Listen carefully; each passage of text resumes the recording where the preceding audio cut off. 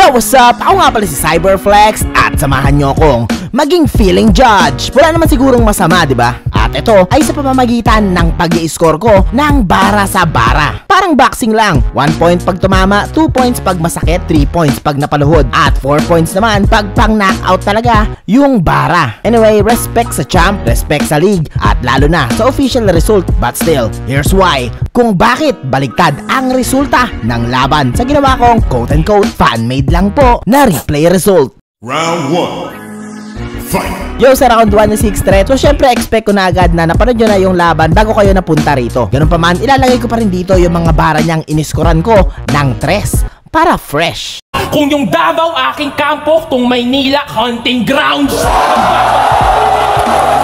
Pagbabanggit pa ba ako ng N-word, racism, para maabot nyo yung linya na yung trinabaho nila'y black na may pistol at patalim kaya di makanapan ng hustisya.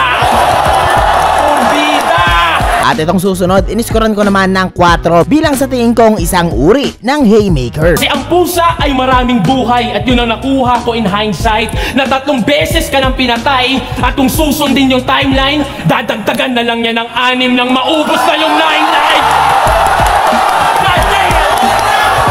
Hinangad mo tong dream match, bangungot tong iyong inabutan. It's gonna be a long night for you. Huwag mo kong tutulugan. So ito na nga yung kabuuan ng scoring ko na kung makikita nyo, nilagda ko dyan yung mga bara na para sa akin may puntos na may total of 26 points. So lipat naman tayo sa round 1 ni Mot. And syempre para fresh uli, kinompile ko na rin yung mga sa palagay kong mga hindi sumablay niya na 3 na minsan foul counted pa kaya naging 4. Opisyal kitang hinahamon sa bagay na pinagdamot mo nga rin. Gawin ulit natin to sa ahon, mag-ubusan tayo ng hangin.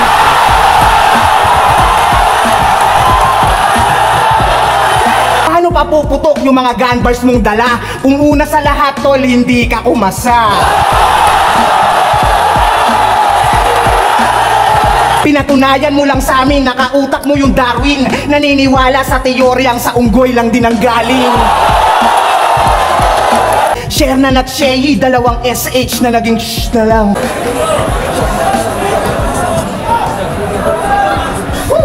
O, di ba walang ingay?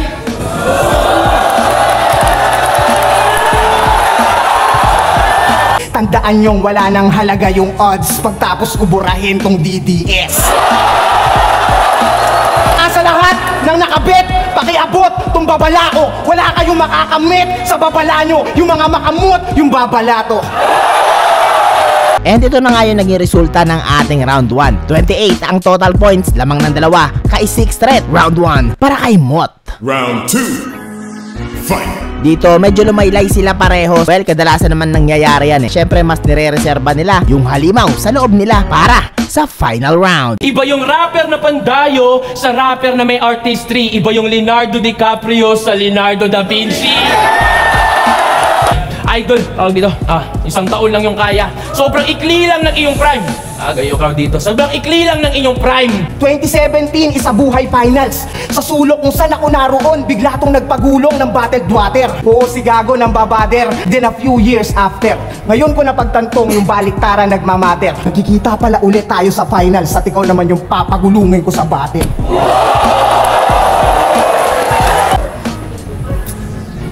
Ano nga sabi nito?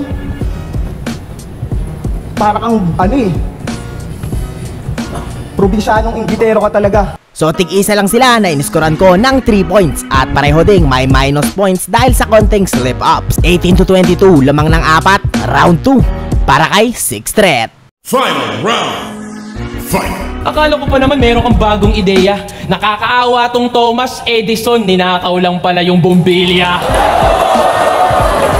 Para sa milyon, naging bit yung may corona para kay Chavit Singson. Ngayon, harap sa salamin. Karma'y nabalik na din na ang alila ay alila kahit pabalik ta rin. So binigyan ka ng sasakyan ni Mr. P. Really? So anong ginagawa niyo ni Mr. P? Didi?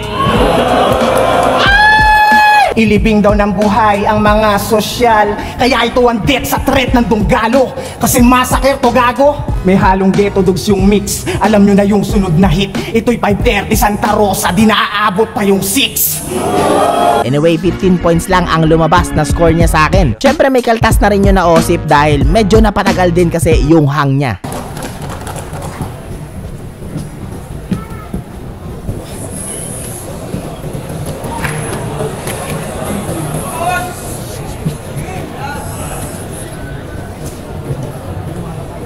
Kahit nga yung However, si Six Threat nanatiling malinis tong round 3 niya. Yes, mas malakas pa rin yung round 1 niya, pero mga pre, planchado to. Ihagis puting tuwalya, kanina ko pa pinipigato at malinis rin ba? So 25 points, lamang ng 10. Round 2 and 3, 2-1 para kay Six Threat. Tama.